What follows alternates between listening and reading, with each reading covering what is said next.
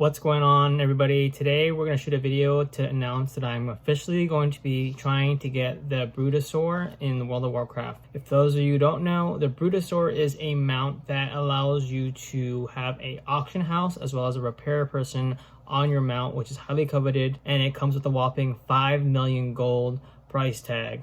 With Shadowlands coming out at the end of this year, the Brutosaur will be moved to the Black Auction Market House. This means I have until the release of the expansion in order to get this Brutosaur and farm 5 million gold. Now, to give you a perspective of how much 5 million gold is, if you were to buy that with a WoW token, according to the auction house prices of my server, it would cost you 47 tokens. So if you were to buy this with real money, it would cost you just under $1,000.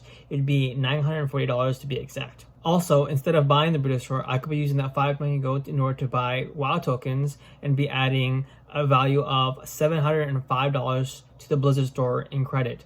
I also could be using that $705 to possibly flipping in real cash for people who are looking to buy Blizzard purchases. So I'd probably come out with, I'd say, about 60% of that value. It's actually potentially costing me, of buying the Brutosaur, about $350 of real money. So I've thought long and hard about purchasing this Brutosaur, and I finally come to the decision that I actually want to buy it because of the fact that I do so much business on the auction house, and that having a mount that has the auction house attached to it just going to make it so much easier for me to put things on the auction house and to check prices. Given the timeline, I've created a tracker that will track my progress of this challenge. Because there is no official date of the Shadowlands release, I've created 3 possible scenarios. From history point of view, the releases have been in August. There have been also people in the community that have been predicting that the Shadowlands release will be in October. And lastly, in a recent article published in May, there was an expected date of the release of Shadowlands to be in November. Given these dates, I've created a tracker in order to see my progress each week of how much gold I will need weekly